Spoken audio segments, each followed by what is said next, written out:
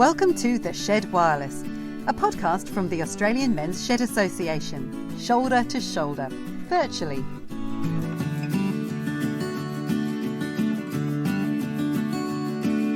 Coming up on The Shed Wireless, we drop in on the world's longest serving shedder, the grandfather of the shed movement, Ted Donnelley. As they say, politics stop at the door. We'll continue our nostalgic walk through the history of shedding. Why does everyone want to sit around and relax all the time, only to find out it's a terrible thing to do?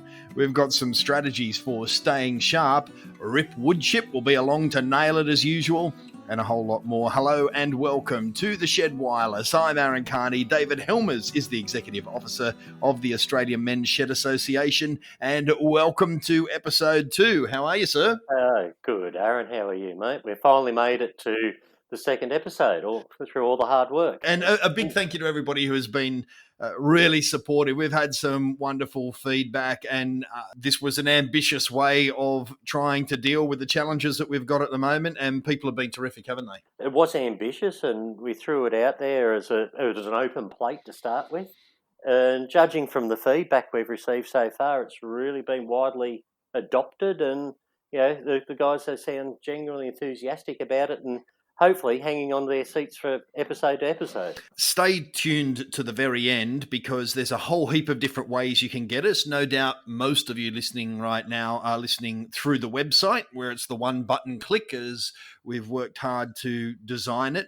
But there are a whole heap of other ways, and in particular, if you've got somebody who's pretty tech savvy in your life, they might be able to hold your hand. The big advantage of going other than through the website is that it'll come to you automatically onto your phone or your iPad or your device. Someone will have to help you set that up at the other end. We'll talk a little bit more about how you do that at the end of this episode.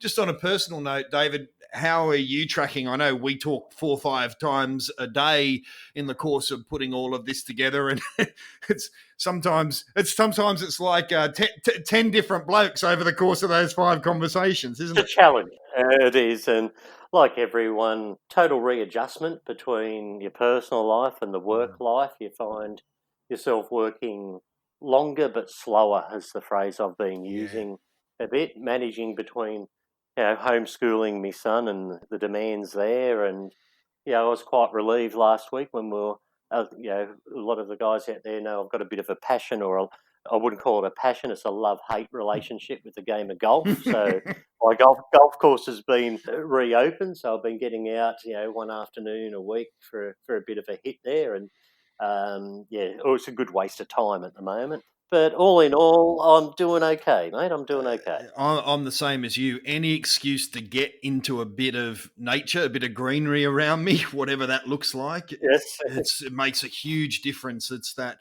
artificial environment, but we'll talk more about that over the course of this episode as well. In the first week of the lockdown, I decided to redo my shed at home, and that was mission accomplished within about 3 days.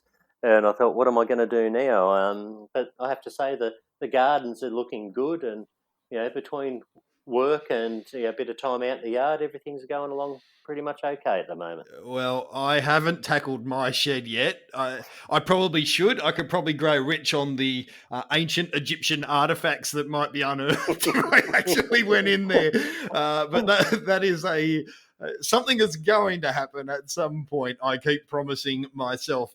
Hey, in just a moment, we're going to be talking to Ted Donnelley, and I know you two go back a ways. He's a remarkable man to whom we owe a lot, isn't he? He is. Look, and I first met Ted, it would have been late 2005, so 15 years ago. And look, I got a lot of time for Ted. He's like, an extra grandfather to us, I suppose, and he hasn't changed over those 15 years. And what he's managed to achieve, and I think in those early days too, it's one of those great things I've often said about the men's sheds and the men's shed movement. Neither of us ever would have anticipated, no one, that it was going to become a phenomenon around Australia, let alone the rest of the world. So that was never on the agenda or in the planning. We've just rolled with the punches, so to speak, along the way. But Ted, from setting up the first website, I remember he always told me he went down to the local library. He'd never set a website up, didn't know much about it, and borrowed a book on it. And within a few weeks, he was ringing me and said, "Hey, we've got the first website up and running. Here it is." So he's risen to every challenge that's been put before him through thick and thin. He and I have a long chat where we wander across a whole heap of big and small topics. And so we're going to share that chat over a couple of episodes. You'll be back a little bit later on as we walk through our history with Barry Golding of the shed movement across Australia and around the world. But let's talk now with the legendary Ted Donnelley. This is the Shed Wireless. Part of the magic of men's sheds is that they don't belong to anyone in particular. They're organic and they're community-based, and each one has its own style and flavour. Nevertheless, the movement has its founding fathers, or, in the case of our next guest, its founding grandfather. Ted Donnelley is the longest-serving shedder in the world and is the co-author of the manual Setting Up a Men's Shed, developed the website back in 2005, which became the current AMSA site. And in 2010, he set up all of the initial websites for the state associations as well. Early in 2007, he got together representatives from a few of the sheds that existed then and registered the Australian Men's Shed Association. For the first year, he ran AMSA out of his spare bedroom. He's been chairman and secretary of the board, retired in 2018 after 11 years as director. And in 2013, he was made a member of the Order of Australia, which is due acknowledgement of his remarkable contribution to our country. He is known as the grandfather of men's sheds. Hello, Ted Donnelley. Hello. Thank you for being on the Shed Wireless. How are you surviving these extraordinary times? Quite well, really. It's a little bit difficult for us. I'm in a retirement village, and in fact, on the same site is the aged care where the first people died. And in fact, there's been 10 deaths in that building, and that's 200 yards away from my door. So it definitely makes you self-isolate. It's given, I think, like most people now, actually, it's given the opportunity to do things that you've been promising to do for years. We're clearing out cupboards, and I'm attending to the family tree that I promised to finish years ago. And eventually I'll get around and try and clean up some of the tools that I've had stuck in cupboards. So, we're filling in our time quite well, really. Excellent. And you clearly sound in robust health as well. We're going through the history of the shed movement in another segment, but in some ways this is your history of the shed movement, or at least let's start in that place. Your involvement can be traced back to sort of the mid-late 90s. What led you to start a men's shed in the first place? Really, I didn't start the Lane Cove Men's Shed. I've always put that I was a founder member.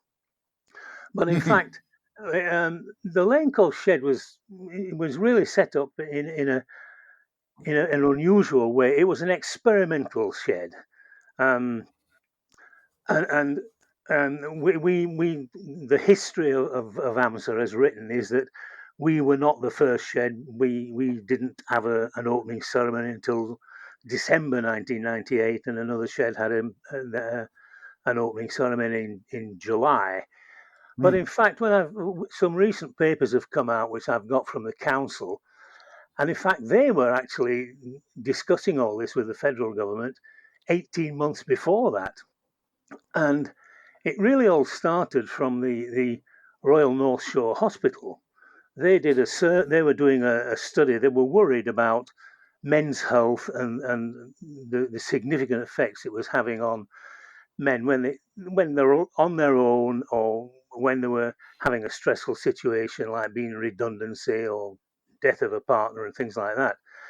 And Lane Cove being next door to the shed, they also were coming to the same conclusion that for some odd reason, there are a lot more older people living in Lane Cove and a lot of men living on their own. So they were worried about it as well.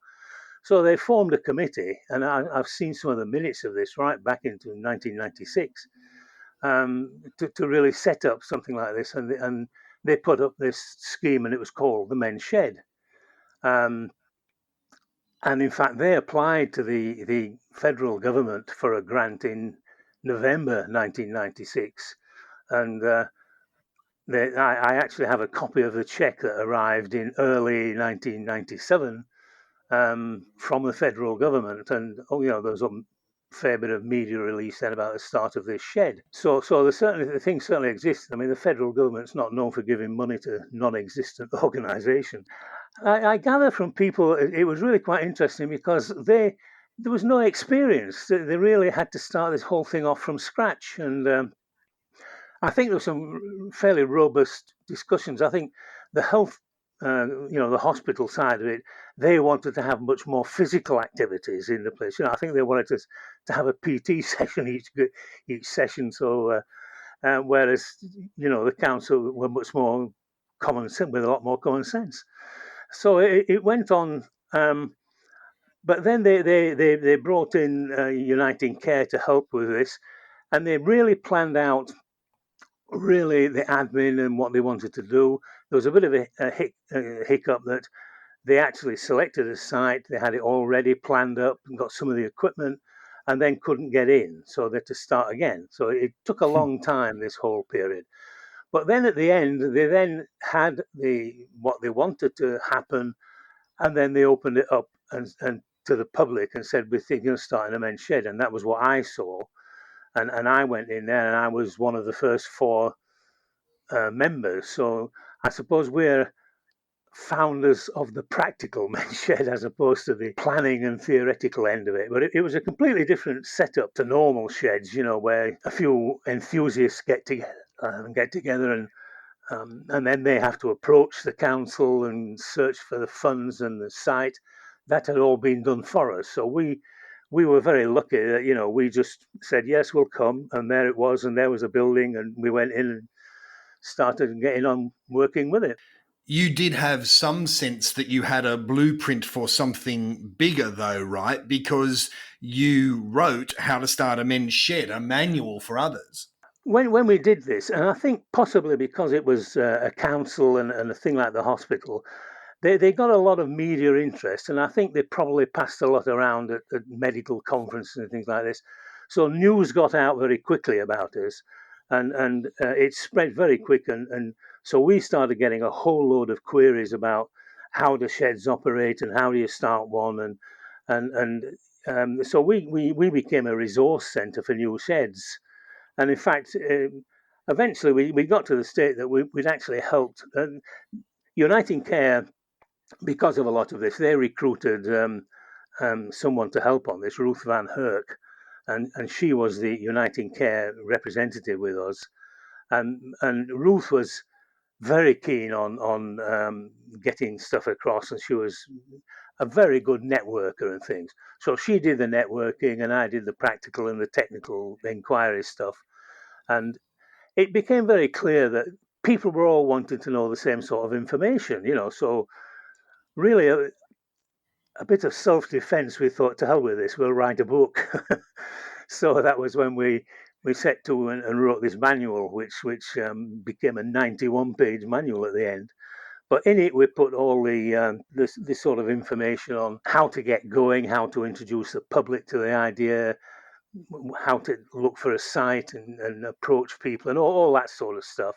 And then how to do the working and a whole lot of occupational health and safety, which, was pretty new to a lot of people, because, most of the people going into the sheds had just worked in their own garages and they didn't really have to bother about OH&S, whereas, we had to put all this in the rules and a whole lot of signs that they could put on the machine. So it was a pretty comprehensive manual.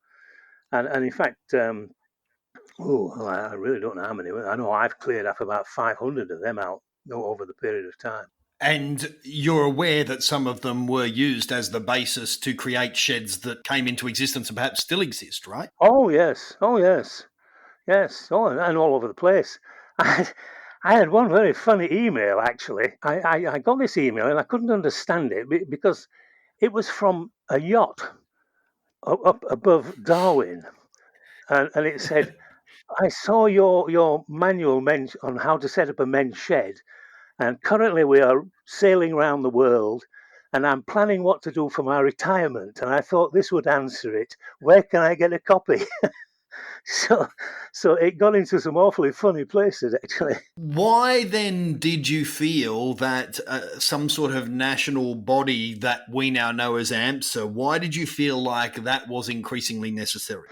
They were asking a lot of the same information, and people were desperate to get to see other sheds and to get involved with other people. And there was an awful lot of sort of reinventing the wheel going on at that time, really. So we felt that we really ought to get some sort of grouping. In 2005, there'd been a conference down at Lakes Entrance, which one of the Victorian sheds, Gary Green, set up.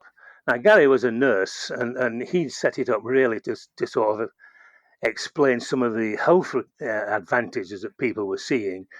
But news got around that this was a men's shed conference, and it just got taken over by all the other sheds around the place. And and it really was very good. And then in the sort of networking chat around outside, it was sort of said, we really ought to get together and form an association so we can pass information to each other and build up a bit of strength if we're trying to get any funding and things like that.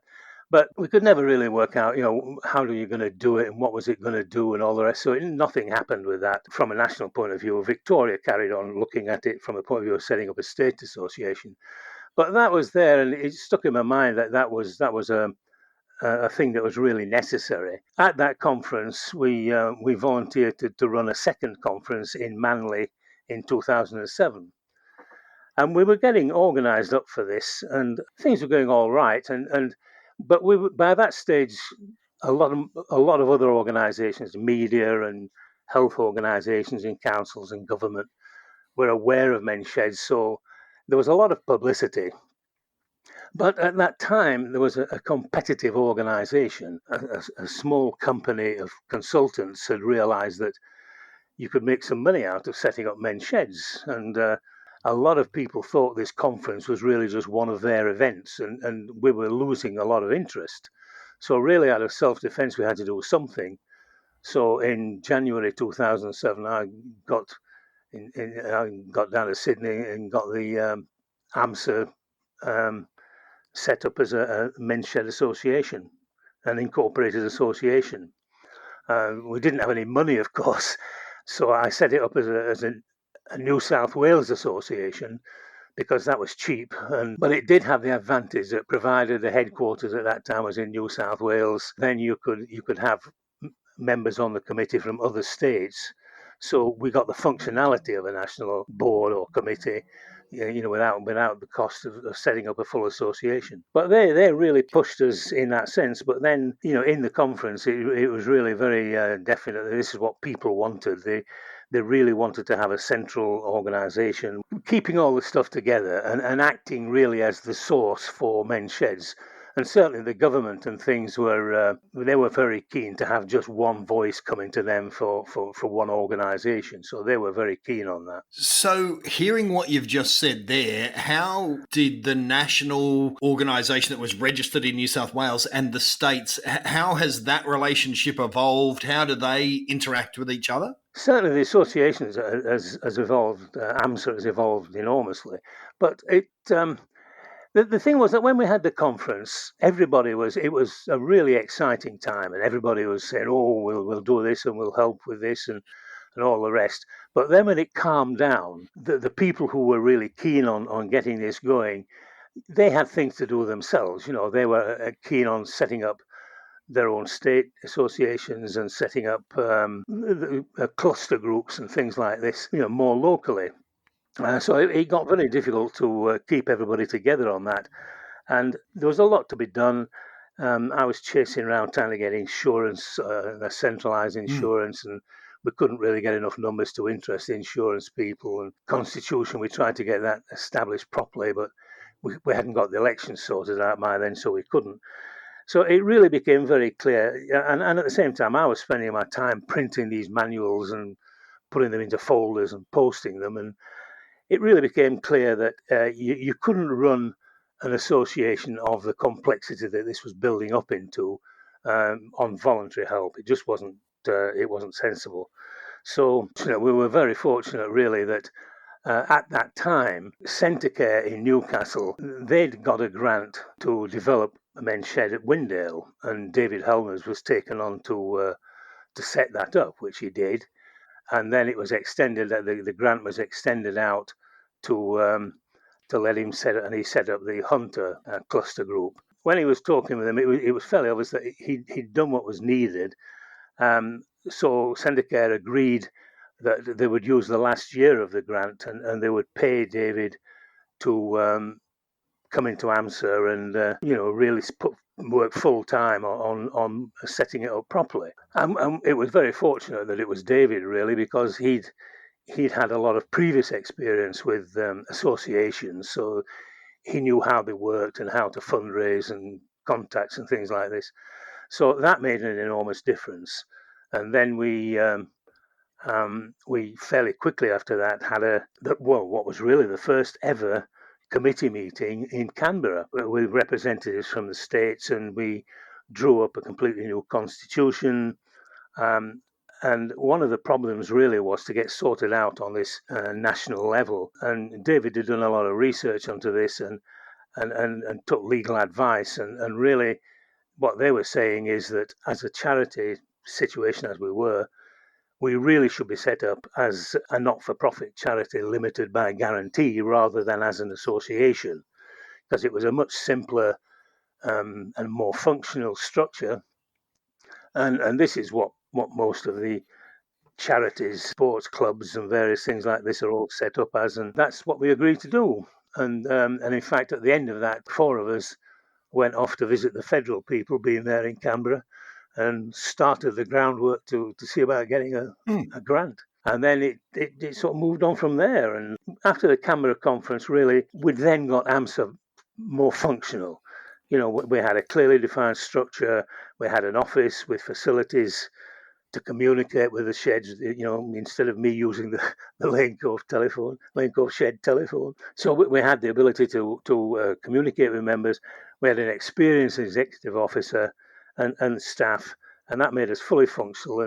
And really, in effect, AMSA was really reborn from that time, actually, because that's when it really steamed ahead.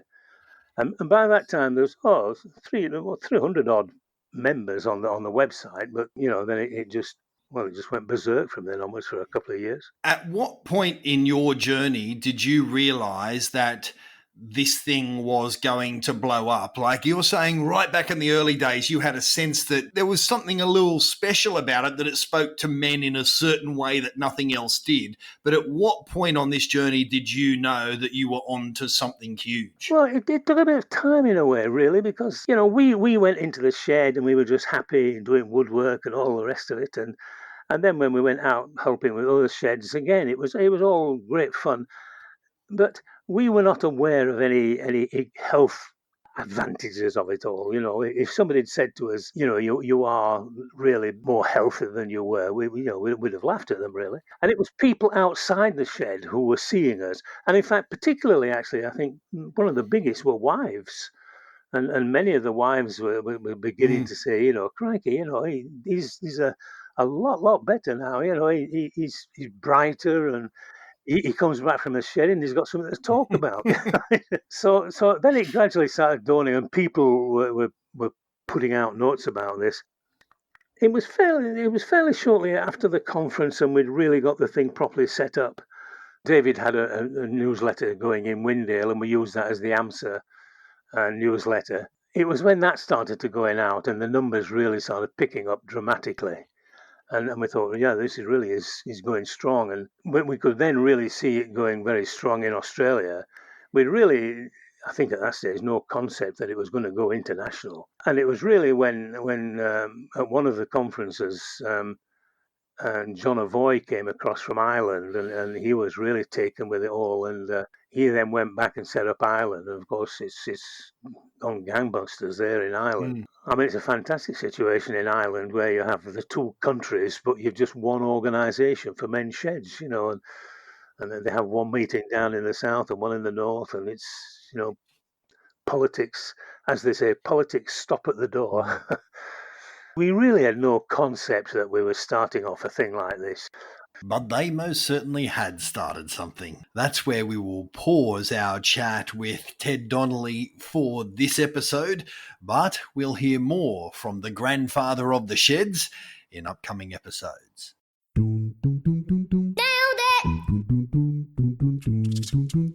Nailed it. Nailed it. Nailed it with Rip Woodchip.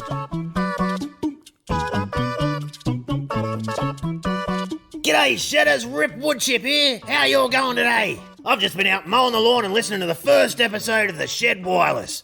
Not too bad at all. Good on you, AMSA, well done. I recently got myself some of them Bluetooth earmuffs, that I can just hook up to my phone, whack 'em on, and away I go. They're also not too bad at drowning out the missus snoring, if you know what I mean too. So how'd you all go logging onto the Shed online last week anyway? Not that hard, is it? Even an idiot like me could do it, as I have proved once again. Amongst some of the other important jobs that I've been doing at the moment, like feeding the chooks and trimming my ear hair, I've managed to squeeze a little time to get on there myself and see what's going on. And there's some pretty useful stuff on there too that we should be paying attention to, boys. Even just on the home page, for example. You just scroll down a bit and you see this bit on the Wheel of Wellbeing. There's some info and suggestions there and those little things we need to do every day just to keep us from going batshit crazy, if you're not already. Especially in times like this. It's all true, but we've got to take care of ourselves, fellas. No other bugger does. There's some pretty bloody obvious stuff on there, but sometimes we need a good kick in the pants. Gentle reminder to keep us on track. Like get outside and work up a sweat for half an hour or so. Or do something to get your mind ticking, like a crossword puzzle or something. We all know that if you leave the tractor in the paddock for too long, boys, she'll eventually get rusty and seize up. So crank her over every day. And for Pete's sake, boys, stay bloody connected. They reckon the first sign of going mad is talking to yourself, so go annoy some other bastard, even if it is just over the phone or by email. There's plenty of tips on that AMSA website to help us keep in touch while we're not down at the shed. We've got to think outside the square a little bit, fellas, and share some ideas so we can all help each other out. For example, I was reading on there how there's this shed where none of the blokes are capable of reading their emails or logging on and stuff like that. So this one bloke prints out the newsletter for everyone and goes around and drops it in all the members' letterboxes. Now that is the shed spirit. There's something on here for everyone, that's for sure.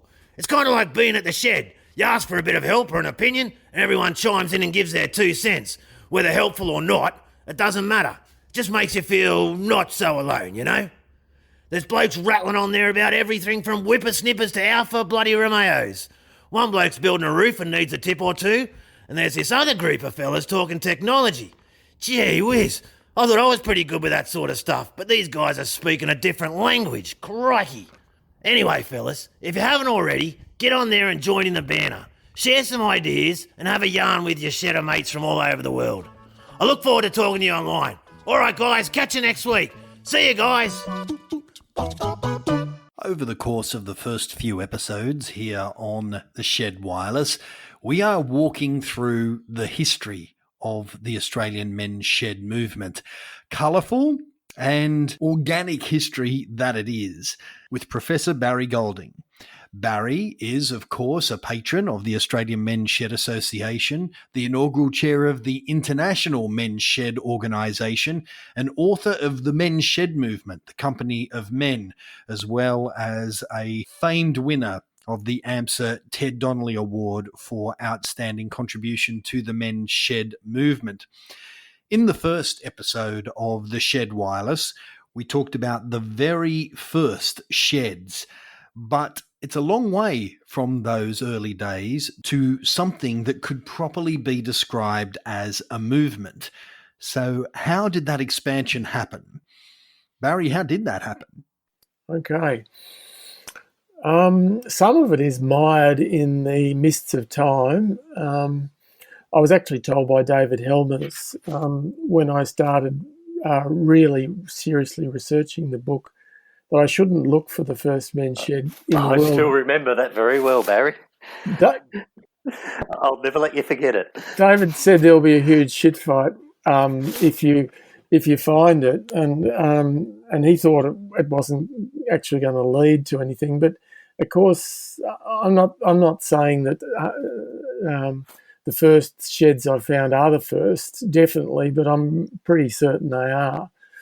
The difficulty is that things were happening in different places at different times independently. And while the first men's shed by that name, opened by that name, as in called a men's shed, opened in Tongala in Victoria in 1998. It was opened by and it was actually called the Dick McGowan Men's Shed in memory of Dick McGowan, who was very unwell at that stage. He'd actually been a primary school vice principal and had been thrown out of work, ironically, by Jeff Kennett in the restructure of schools in Victoria, and he was depressed. He'd had diabetes, and he was the one who recognised that men needed somewhere to go, something to do, and someone to talk with. And it's really fascinating. He actually wrote. He was a very sick man, but he actually wrote as he knew he was dying. And he actually wrote, and I'm reading this, he said, now the real challenge begins, in that is to use the facility, that is the men's shed he'd created, in order to build the daily achievements of companionship, a feeling of worth, physical activity, and pride of accomplishment. And he actually was very careful in that first men's shed to acknowledge that it wasn't the aged care home that set the men's shed up that was going to be responsible. He actually set up an organisation called the Company of Men, which I used as the title of my book. And he wrote, the Company of Men is the umbrella organisation and a subcommittee of the management committee for the daily running of the shed. And he said, I'm sorry I'm not able to take the role I envisaged in this at this time, but Tongala has the capacity and people to achieve a successful ongoing program. So here's the challenge, ! Let's make life interesting for all men, and he capitalised all men, who choose to be part of the activities for not being able to take the role I had envisaged in this. Now, I've read that because I think it's incredibly prescient, because he knew he was unwell. He knew he'd somehow stumbled upon something that was powerful, and he'd lined all the ducks up and got it up and running. And although he was very unwell, he had enough vision to know that this was something really special that he'd created, and he was really incredibly sorry that he wasn't going to be around to see what happened. I think there, Barry, that Dick penned really what was the founding principles for all men's sheds today, way back then. You know, when you read that, he's pretty much summarised what men's sheds evolved into today. Look, when I found that, I nearly cried, because, and then of course what I did was I contacted Tongala and said, "Have you still got the Dick McGowan Men's Shed?" They said, "Yes, we've still got a plaque on the wall to say it was opened in 1998, but it's called the Tongala Men's Shed now." And I said, "Well, can you tell me more about it?" They said, "Well, you'll have to go to his wife, Ruth." And Ruth emailed me in January of 2015. And she emailed, in the email she said, and I'm reading this, she said her late husband was very passionate about this project and worked very hard to make it a reality. And amazingly, for the last 25 years, Ruth has participated as an honorary bloke and the only woman in that shed. And she hand turns a whole range of things, including wooden pens, on a lathe. And Well, she's it's, done all sorts of stuff, and she's the most beautiful woman. I actually have a pen that was made by Ruth that she sent me, Yes. and it sits on my desk. And a little side story to the pen, it only gets pulled out on rare occasions. And for the last, I think I've had that pen about 6, 7 years now. Yep. And every one of our government funding agreements has been signed using that pen. It's the only time I pull it out of the drawer, out of the box. It's a great story, and what's now called, and as you probably recall, you came to the launch of my book in Tongala. So when I wrote my book, I thought, in order to acknowledge where this has come from and acknowledge those who have created it, I went back to the shed in Goolwa and launched the book there, and also launched the book in the Tongala Men's shed. And of course, Paul Sladden came down, one of the AMSA directors, and he came down and did the honours, and it was absolutely beautiful. It was a great event. That I still remember that, because I had John Avoy with me from Ireland at that stage, and we just did an epic road trip from Sydney to Adelaide.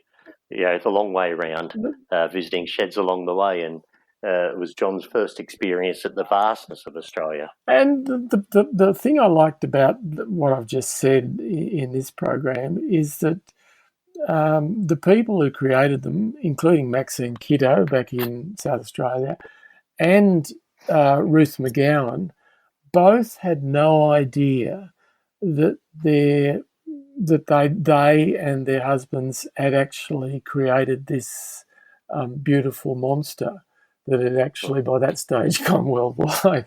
Yeah. So they weren't basking in the glory. They weren't hanging around waiting for someone to find them, but they were just so chuffed and yet so humble about what they and Dick McGowan had achieved. And that's why I loved the story. Barry, there's something of a paradox there.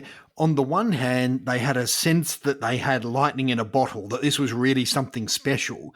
But simultaneously, they seemed to have no sense that they were unleashing the phenomenon that would become the men's shed. No, well, in fact, it took me about 6 months just to track down Maxine Kiddo. It took me ages to find her because she'd remarried, she'd changed her name, she'd moved to Papua New Guinea, she'd been working in an Aboriginal Health Service in Central Australia. And when I tried to track her down, of course, she thought, who's this strange man trying to find me? And the only way I found her was actually going back to Goolwa, and I rang the information centre. So I'm trying to track down this woman. And someone knew of someone who knew her, and they contacted her through a third party. And finally, Maxine very reluctantly emailed me and said, look, what do you want? And I just said, look, I don't want anything, but you might be interested to know that. And that's where the conversation went from. And of course, David, you'll recall that Maxine was a stunning speaker.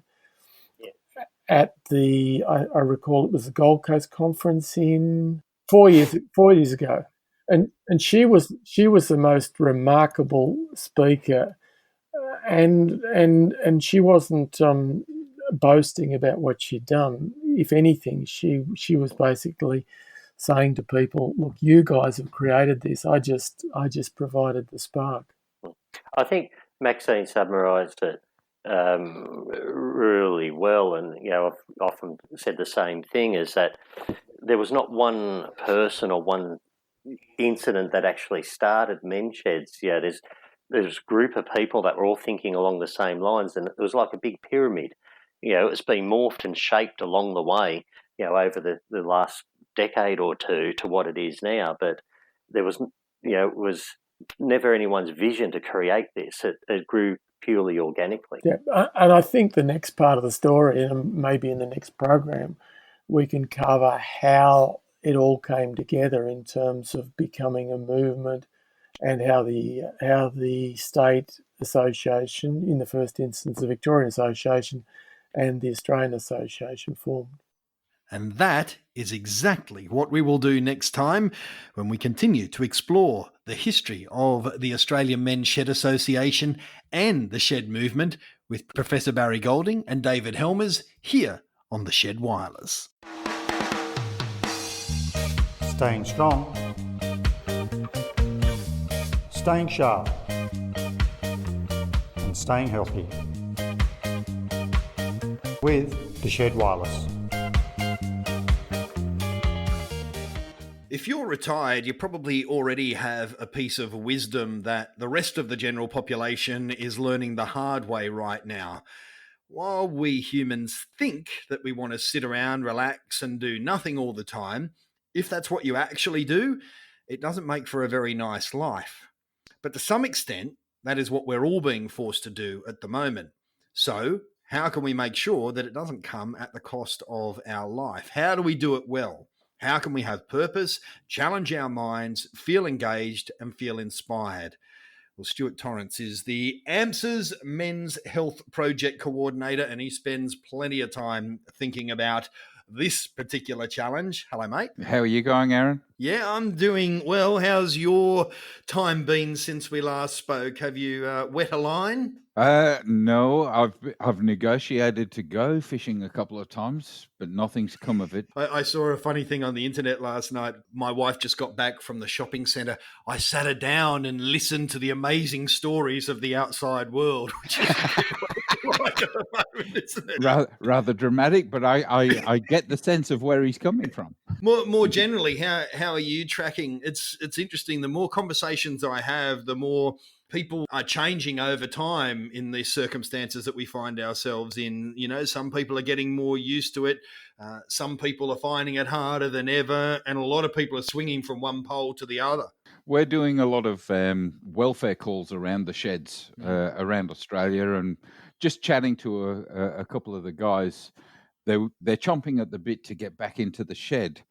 But I think it's more to do with that social isolation and the feeling that they're not a part, and that's a big part of what sheds obviously are about being a part of community and so on.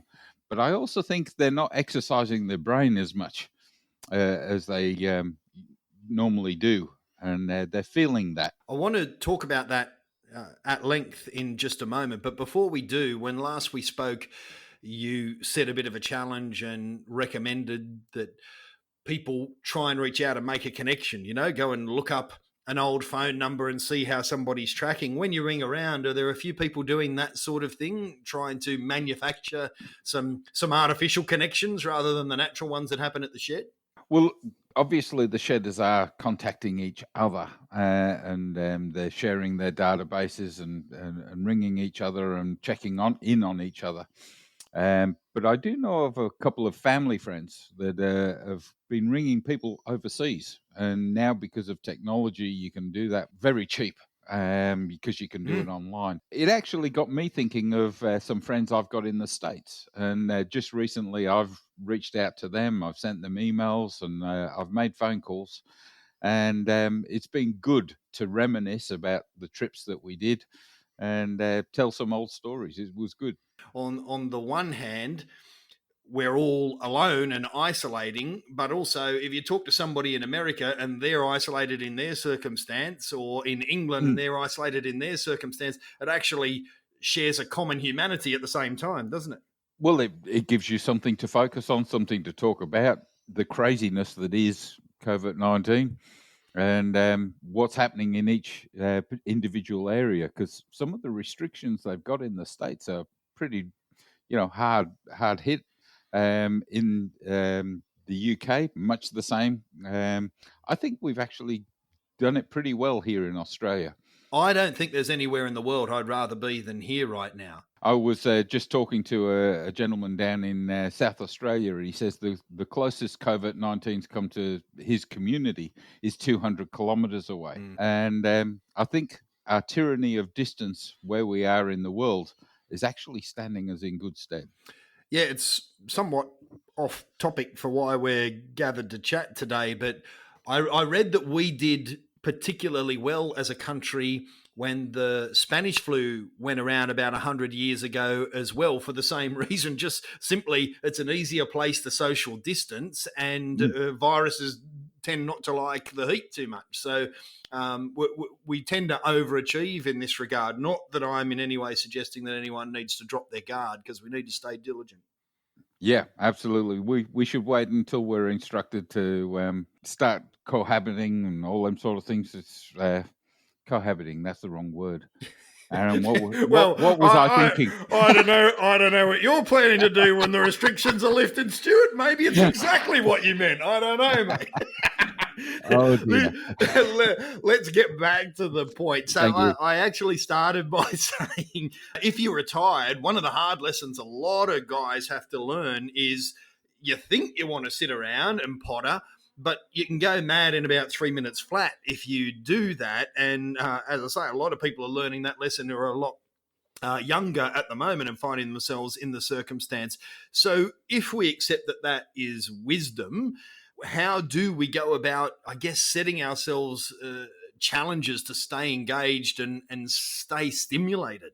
I was actually looking through some old material the other day, and I came across a comment, and I don't know who said it, but who said schooling and learning was just for school-age kids. We should be doing this all the way through our lives, because the things you know when you're 40 weren't around when you were 20. So you are continuously learning and continuously expanding your mind, your opinion, your thoughts, and learning new knowledge. So it's very important that we keep mentally fit and well and continuously growing in information. Innate in that is this sense of challenge and purpose and well-being, because I know we all feel it from time to time that the world bolts away from you. You know, if you don't somehow find a way to keep your foot in the stirrup, the thing will get away from you. And so while there's value in learning for learning's sake, there's also value in learning to make sure that you're still a part of the modern world, right? Oh, absolutely. Like Aaron, in previous jobs, I was the go-to person for all the IT and all the computer stuff. And in the past couple of years, I've actually found that I'm slipping backwards. I'm not keeping up to date. I'm not keeping ahead of all the new innovations. And I'm actually feeling that that's detrimental to me. Yeah. And so now I'm challenging myself by, stepping up and checking out some different programs, finding out how they work. This Zcaster that you've got me doing here, in and of itself, was a learning process. So, very interesting stuff.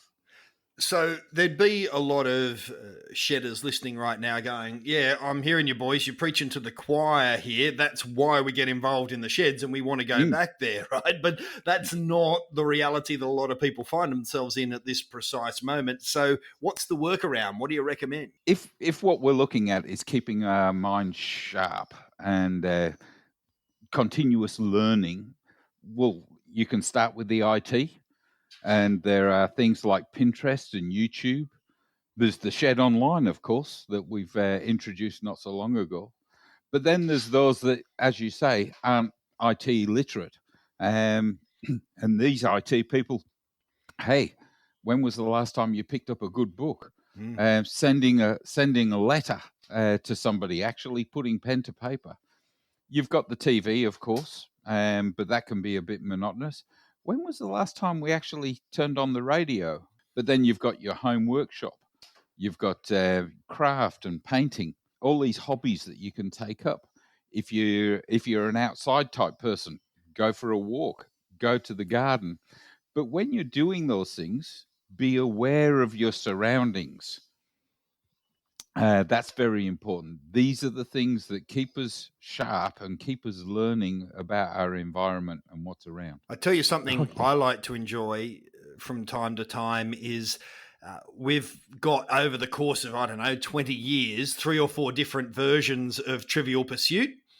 And I like randomly pulling out a card, and you generally got 5 or 6 questions on a card, and give myself a mark out of 5, see how many I can get out of 5. Often, play with whoever else is around as well. So it doesn't have to be get out the game and play it formally and roll the dice. It can just be, who was Prime Minister of Australia when the war ended, that kind of thing. I can really recommend it, and it gets all of those mental juices flowing, and it's a conversation starter as well. That question might lead to you talking about the first time you ever voted or something like that. So it's a really good way to go down a wormhole of thought. But on the other hand, what you can then do is take that to the pub when covert's all gone and win the Trivial Pursuit. Exactly. Or ring those mates of yours in America and challenge them to a bit of a trivia challenge virtually, mate. Well, Aaron, all of this is very important about keeping your mind sharp and continuous learning. And we've just been discussing that. But my previous role before working with the Men's Shed was with Alzheimer's Australia. Yes. And they totally focus on exercising your brain. And they have that saying, you don't use it, you lose it. And I think it's very important that as we get older, as we mature, as we progress through life, that we are continuously learning, that we're continuously taking things on board. There's new things happening all the time. And it's a matter of us keeping aware and being in tune with our surroundings and learning all this new stuff that bombards us on a daily basis. Well, if you're listening to this right now, it means you know how to listen to a podcast, so you can be the smartest bloke and ring a friend or FaceTime a friend or email a friend and tip them into how to listen to a podcast, because I think it'll also give you some pause for thought, a little bit of entertainment, and perhaps be a conversation starter as well. Great to catch up, Stuart. We'll do it again soon, huh? Fantastic, Aaron. Looking forward to it. You take care, and hope everyone's well and keeping safe. Back at you, my friend. Stuart Torrance is AMSA's Men's Health Project Coordinator. Now on the Shed Wireless, let's see who's working in the shed. Working in the shed and working on your shed is Liz MacDonald, who is AMSA's Shed Development Manager. Hello, Liz. Hi, Aaron. How are you? I'm great. Be honest with everybody listening. Yeah. Where are you right now? Okay, I'm in my bedroom and I had to go into an area that would not be all muffled and, contain the sound. So I have my laptop computer piled onto 3 tontine pillows and it's leaning up against a 4th pillow. I'm in my leisure wear. Nice. And I was a bit panicky. I was a bit panicky about a camera, and then I realised it was a podcast. No, we're all good. As I say, we now have night pajamas and day pajamas in Australia. That is exactly right. Exactly right. Yeah. I don't think I've seen my wife in anything other pajamas or gym gear for a couple of months now. So No, well, as I say to my colleague Mel at work, it's called leisure wear. Absolute leisure wear. Yeah. So you are working in the shed, even though you are working at home at the moment and just happen to be sprawled out in your bedroom. If we went into the file and looked at your job description, what does it actually say under Shed Development Manager? Okay. As with many jobs in AMSA, we have to multitask. My primary role is to run the National Shed Development Program, which is a grants program for sheds all across Australia. So I'm really the money lady there. There's a $1 million that's given out each year in 2 rounds. So therefore $500,000 per round. So I administer that program on behalf of the department. So there's a lot of work involved with that because as one round finishes, another round will kick off. So there's a lot of paperwork, there's a lot of helping sheds in accessing that grants program, helping them to understand the process, advising them on what's eligible and what isn't. So that takes up a fair bit of my time. I also develop a lot of resources for men's sheds. So we have a particular spot on the AMSA website, which is called the library, the resources library. So there's all sorts of goodies in there for the sheds, and the sheds may ring me up and say, do you have something on, a particular topic? And we don't, so I'll develop the resource, or I might see a weakness in some sort of shed operational area, so we'll develop a resource. So that takes up some time, but I love doing that. I really enjoy that. I do the government reporting. So we have to do a report to the federal government every 6 months on our work called deliverables. So I pull that all together as well. Plus all the other bits and pieces like phone calls from all across the country, and they don't realise there's a time difference. So there might be a 3-hour time difference in daylight saving. So you'll be in the middle of a show and you'll get a phone call at 9 o'clock, but that's okay. Yeah. So it's incredibly varied, but it's great. Weren't you a teacher for a long time? I was, yes. I worked for the New South Wales state government. I was a teacher for 20 years, and I was a secondary school teacher in geography and economics. And how did you transition from that into this? Oh, right, okay. Well, I'd never been outside a school environment, and I had a fascination with real estate, believe it or not. So I did my real estate licence and worked in real estate for about 4 years, loved it, but it was 7 days a week. And I'm very tight with my family, and I thought, this is crazy. I just don't see anybody. So I went back to do casual teaching and didn't particularly enjoy the casual teaching. I was offered a position on the far north coast, which didn't suit. So there was a job going in Catholic Care in Newcastle for working with disadvantaged kids. So I took that and I loved it. And one day my boss came in and said, would you like to build a men's shed in Windale? That was in 2002. And I said to him, what's a men's shed? He said, don't know. I've just been to a meeting and they want one. And I thought you might be the person. So that's where it all started.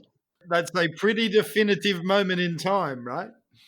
It was an extraordinary moment in time because Professor Tony Vinson had done a study on postcodes, and particular postcodes came up as the most disadvantaged in Australia. And one of them happened to be Windale in Newcastle. And they put some government money into the community, and the men in the community said, we'd like a men's shed. And they'd been to visit a few, such as Nambucca Heads on the North Coast. And so my boss was at that meeting, and he came back and he said, yeah, would you like to build a men's shed in Windale? So it started from there, and it's like an addiction. I love it. It's the Hotel California. You can check out any time you like, but you can never leave. Exactly. Yeah. And, I look, the sheer joy of seeing the men's shed, be built and opened, and the look on their faces. I mean, that was in 2004, but it really hasn't gone away. I just love what the sheds do and what they do for their community, particularly the men in their community. So it's there's always something great happening there. Yeah. Anyway, I can sort of rave on about sheds. What do you find the most challenging part of day-to-day work? Distance. Australia is a huge country. One of the challenges is that we do love face-to-face. because most of our work is via email and telephone. We love face-to-face, so we try to get out there as much as we can, but the sheer size of the country makes it very, very challenging. So Mel and I are known as Thelma and Louise because we do a lot of road trips, and we set out and we'll visit maybe 4 sheds a day. We get in the car and off we go. We put a pile of goodies in the back, and we get out there and try to visit as many sheds as we can. So we've done, Western Queensland and Brisbane to Bundaberg, and we've gone down to Cobram, and we've gone all over the place. So you can't do that without being out of the office for a long period of time. It's also a strain on financial resources to do that. So that's one of the most challenging parts of the job, is that face-to-face. And they love it. The sheds love it. They put the kettle on, and, we even had a lace tablecloth at one shed because the president's wife said, you can't let those girls drink out of those shed coffee cups. So he came in with bone china. You actually raise an interesting point there that I wasn't going to discuss, but since we're here, how do you find being a woman working in a men's program like this? The gender thing has never, ever been an issue. I just, from my perspective, I see myself as a person who hopefully can bring something to the shed movement. So the gender's irrelevant. It's about the skills and expertise that I have and the passion I have. And the blokes in the shed, out of 100 sheds, maybe one shed has said, oh, how come women work at the men's shed? It's never an issue for the shedders, because they talk to us a lot, they deal with us a lot, so we're just part of the men's shed team. It's never really been an issue. No, in fact, the exact opposite. I've had 1 or 2 blokes make the joke to me saying, oh, yeah, well, the actual place is run by women, even though it's the men's shed. Well, this is true, Aaron. Hard to argue. Yeah. Let's finish on that positive. What is it that you really love about this job? Why do you want to work in the shed? There are many reasons, but I love when I walk into a shed, whether it's a shed with fantastic facilities and over 100 members, or whether it's a shed that's an old tin shack with 15 members, the look on their faces. They're so proud of what they do. They have to give you a guided tour. They want to talk about what they do. They want to talk about what they do for their community, and the impact that the shed has on them as individuals and on them as a group, as well as their community. You just can't measure it. It is that sheer joy of seeing what the shed movement is doing. And I know that sounds, like something out of a novel, but it's true. I love being in a shed and just breaking bread with them and chatting to them and sharing what they're doing. And you will hear it a lot. It changes lives. It absolutely changes lives. It's brilliant. We went to one shed in country New South Wales where there were holes in the wall that you could walk through, but they thought they were in a palace. It was totally irrelevant that there were holes in the walls.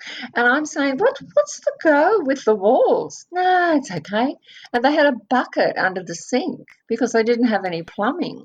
And it didn't matter. They were having the best time. Liz, you capture the essence of why so many of us who never really had any ambition to be involved with the shed movement find ourselves barnacles on that boat as it ploughs its way forward, even here in the virtual space, as we are now forced to do.